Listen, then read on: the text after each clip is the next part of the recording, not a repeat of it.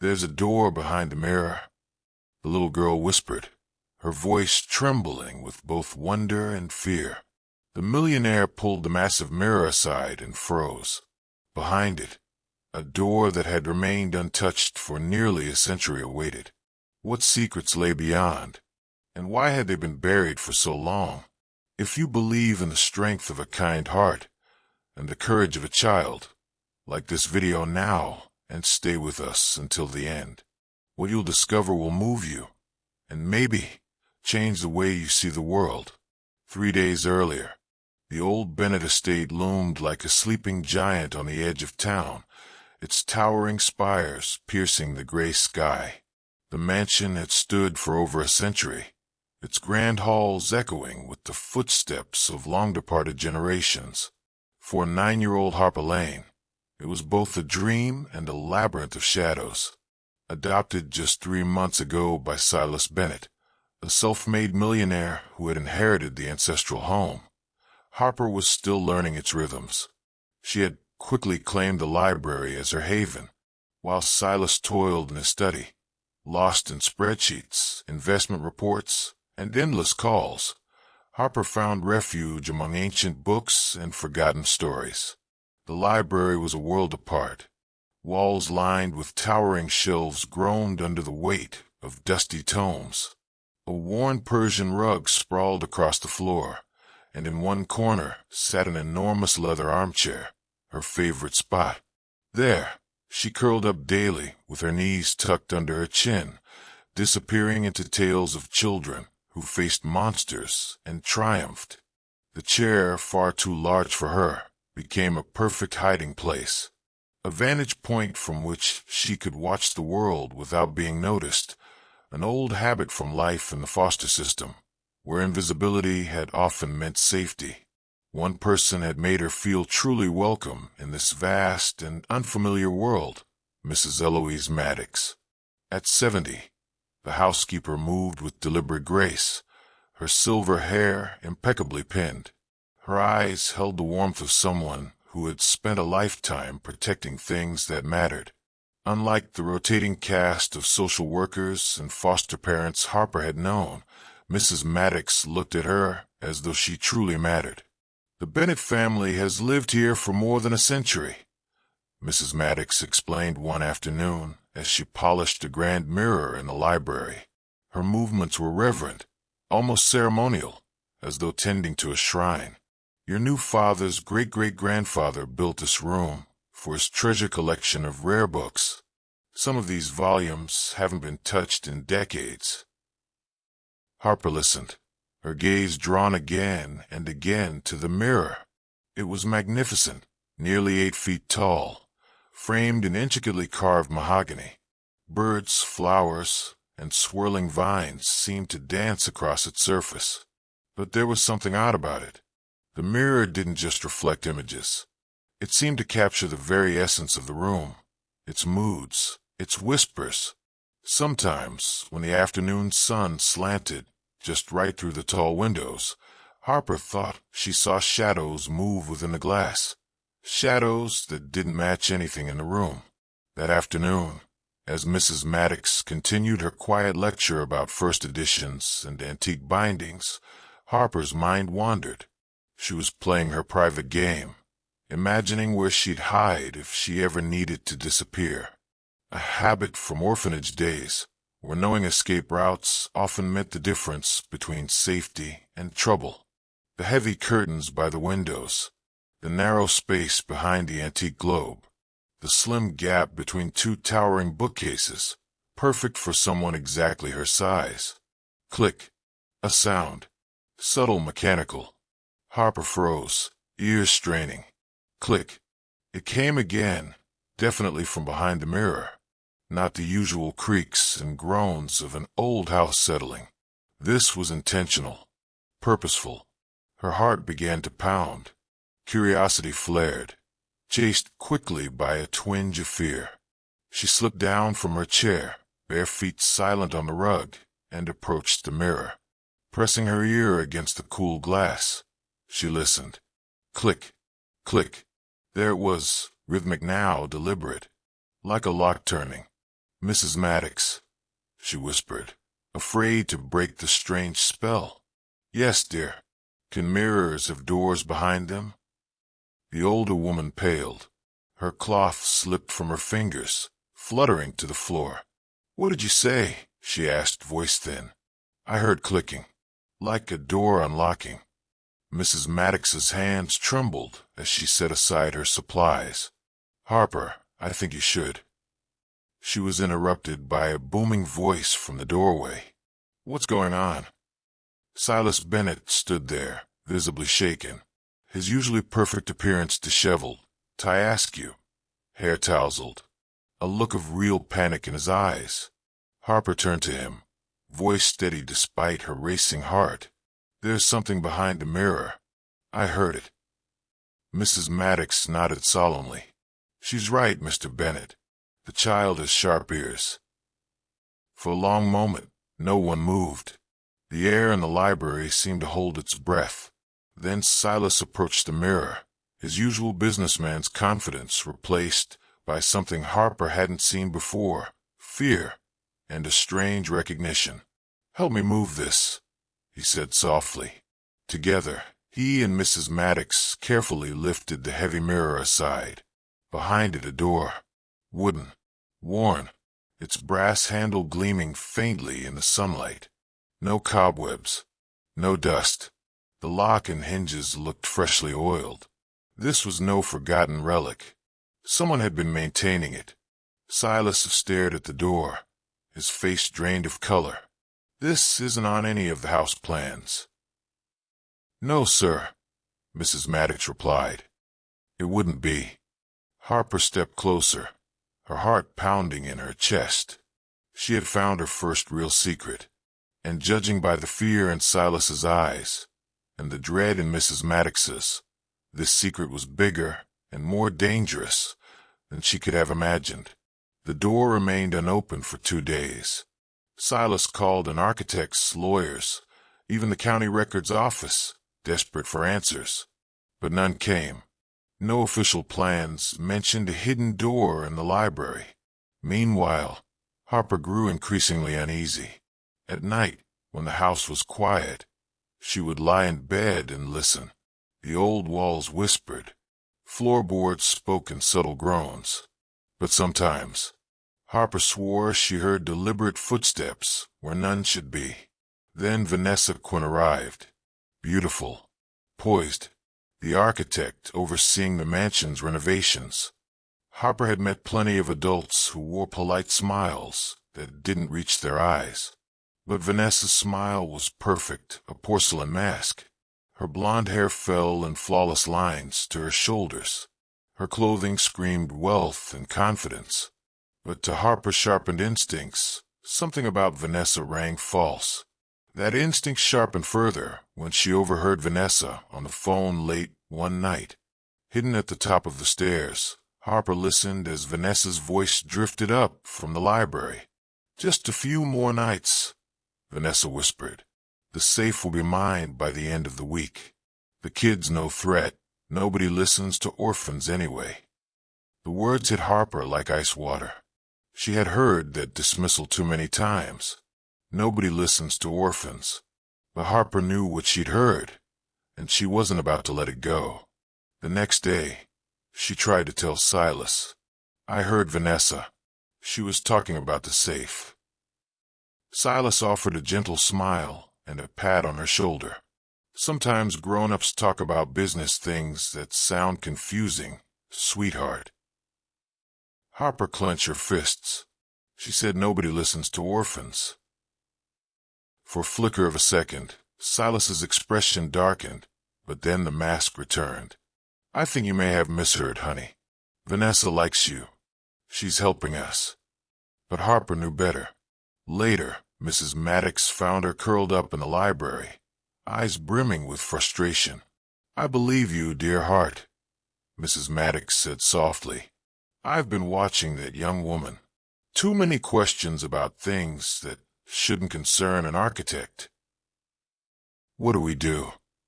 Harper asked. We keep watching, and we trust each other. The truth has a way of revealing itself, no matter how deeply others try to bury it.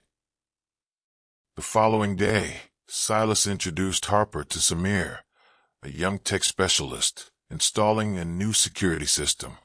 He was cheerful, with kind eyes behind wire-rimmed glasses.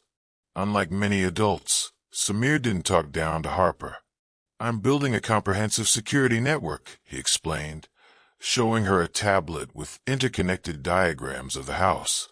"It'll track movement and detect anything unusual." Harper's mind sparked with an idea.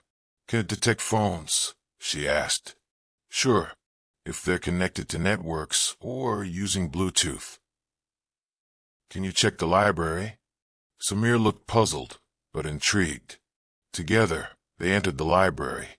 Samir ran a scan. He muttered. "There's a Bluetooth signal here, but it's not connected to your house's network." Harper's heart leapt. "Where is it coming from?"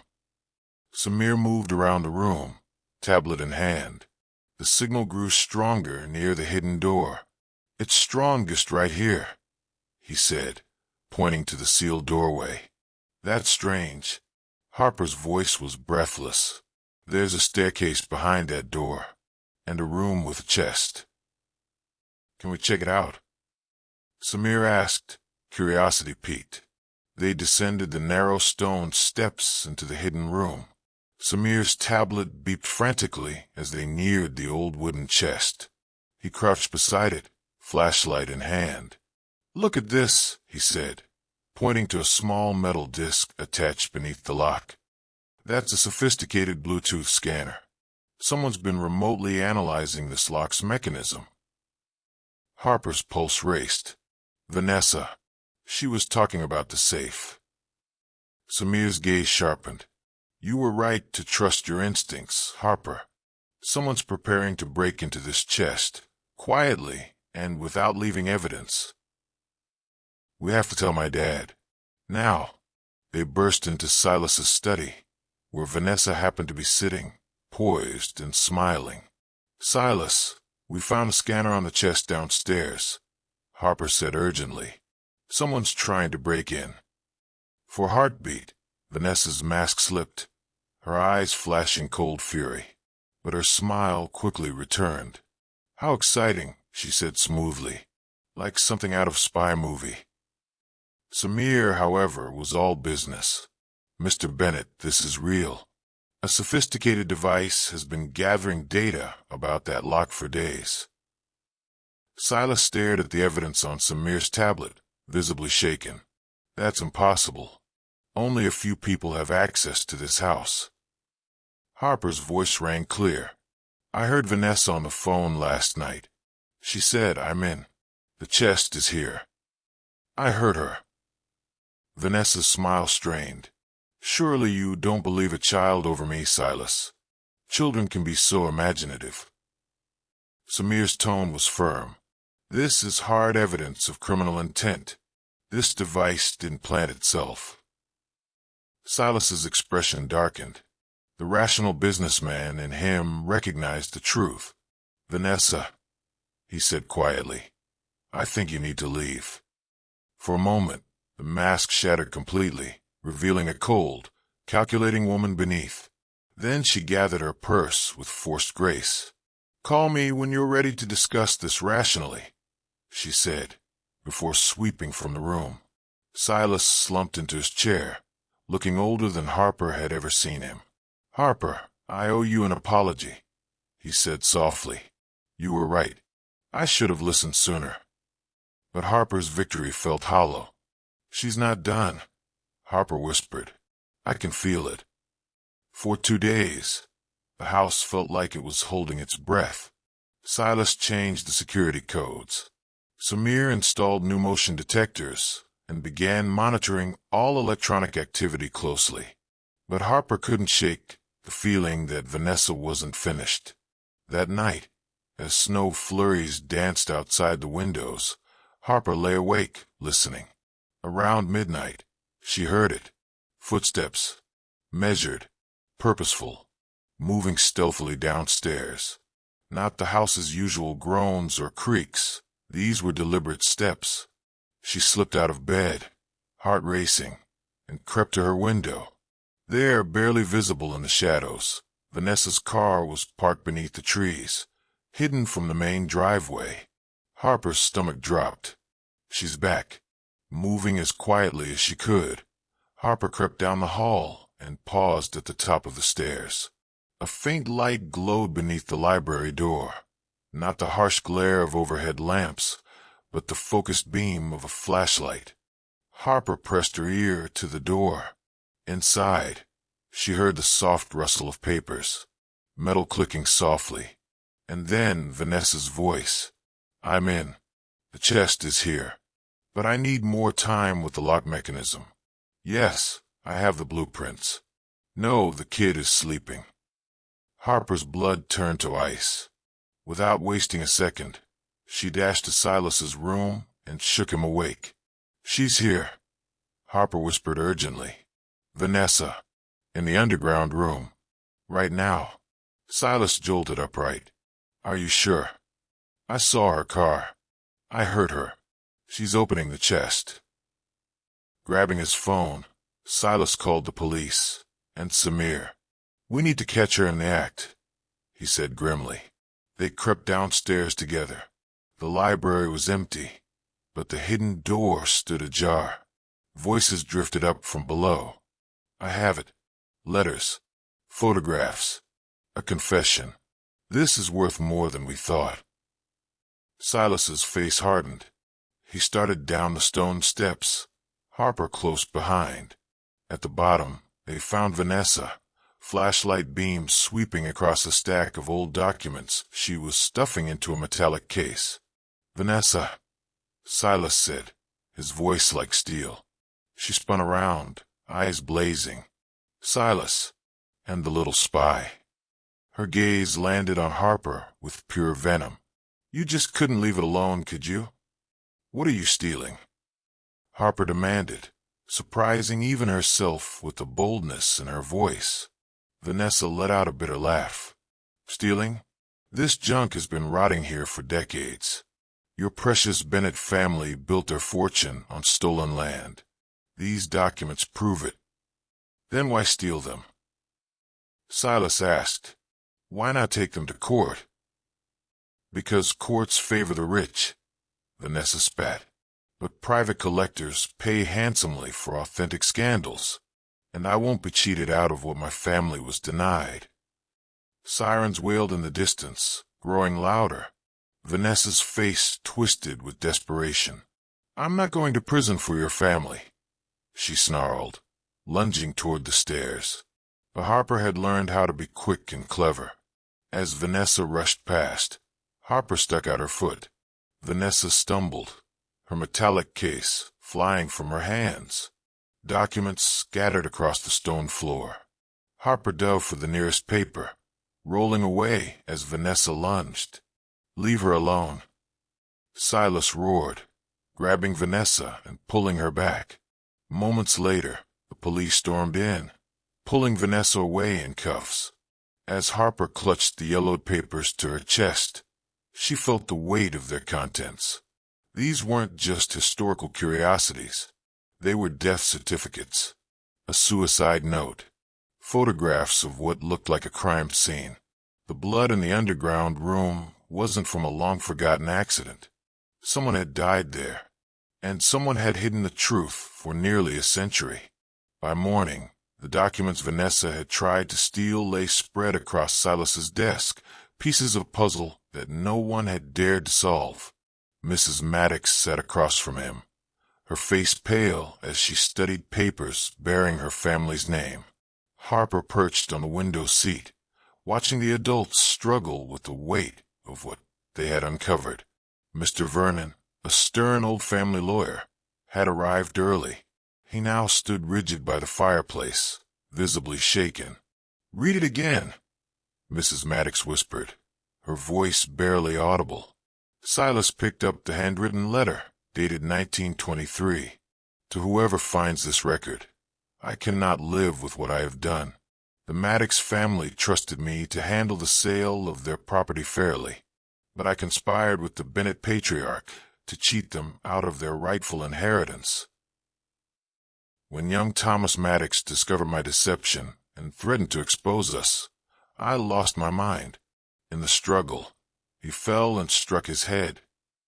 By the time I realized he was dead, Bennett convinced me we had only one option: to hide the truth. We buried Thomas beneath the foundation and destroyed all records of the Maddox claim. I can no longer bear the weight of this secret.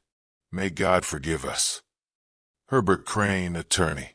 The room was silent, save for the ticking of the grandfather clock. Thomas Maddox was my great-great-uncle, Mrs. Maddox whispered. He disappeared in 1923. The family always wondered what happened to him. Harper hugged her knees to her chest. He was murdered, she said quietly. Accidentally. Mr. Vernon interjected quickly, but there was no conviction in his voice. And covered up, Harper added. They buried him and stole from your family.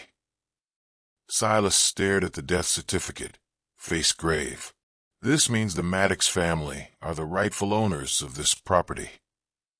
Mrs. Maddox looked up sharply. Mr. Bennett, I never asked. You shouldn't have to ask, Silas interrupted firmly. This is your family's land. Harper watched, her heart swelling. For once, adults were choosing to do what was right, not what was easy. But what about us? Harper asked softly.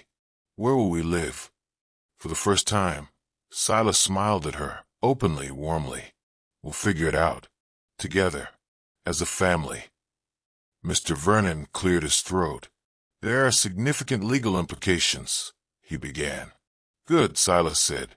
Then let's address them properly. This time. Mrs. Maddox stood slowly, her years seeming heavier now. Mr. Bennett, I've spent my life caring for this house and your family. I can't imagine living anywhere else. Then don't, Silas said simply. This place needs its rightful caretaker. Harper looked around the library, once a place of secrets, now a room where truth had finally been spoken aloud. What happens to the underground room? She asked. We seal it permanently, Mrs. Maddox replied. But first, we give Thomas a proper burial, and we make sure the story is told truthfully. Silas nodded. No more family secrets. 6 months later, the snow had long melted. Flowers now bloomed in the manicured gardens of what was officially renamed Maddox House. Harper sat in her usual spot in the library, curled up in the oversized leather armchair. She read aloud to Mrs. Maddox, whose ownership of the home had been legally restored. Across the room, Silas worked quietly at his laptop. The grand mirror was back on the wall, but now it reflected something new. Not shadows or secrets, but a family forged through truth and choice. Thomas Maddox had been given a proper burial in the town cemetery. His headstone told the truth about his life and his tragic death. Before sealing the underground room permanently, historians documented everything found within it. The story had made national headlines. Child uncovers century-old cover-up. Millionaire returns stolen property. Harper had been interviewed by reporters. Her picture had graced newspapers. But what mattered most weren't the accolades. It was the letters she received from children across the country. Letters from kids who, like her, had spoken up when no one wanted to listen. Do you ever regret opening that door? Mrs. Maddox asked one sunny afternoon. Harper thought carefully. No, she said at last. Secrets are too heavy for houses to carry alone. Silas looked up from his laptop, smiling. And too heavy for children to carry alone. I wasn't alone, Harper said softly. I had you, and Mrs. Maddox, and even Mr. Vernon, once he decided to listen. You had us, Silas agreed, but you were brave enough to speak up first. Harper gazed around the library, now a place of light and truth.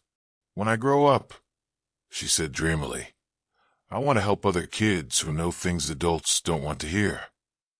I think that's exactly what the world needs, Silas replied. Outside, snowflakes began to fall again, softly covering the grounds of Maddox's house. Inside, a family built not by blood, but by choice, settled in for a quiet evening. Harper dozed against Silas's shoulder as Mrs. Maddox hummed in the kitchen. Mr. Vernon had become a frequent dinner guest, often praising Harper's courage. The house felt lighter now, as though it, too, had been freed from the weight of buried truths. And as Harper drifted to sleep, she thought of all the other children out there who might be listening to things adults didn't want to hear. She hoped they would remember this. Sometimes, the smallest voices carry the most important truths, and sometimes, those voices are the ones the world most needs to hear.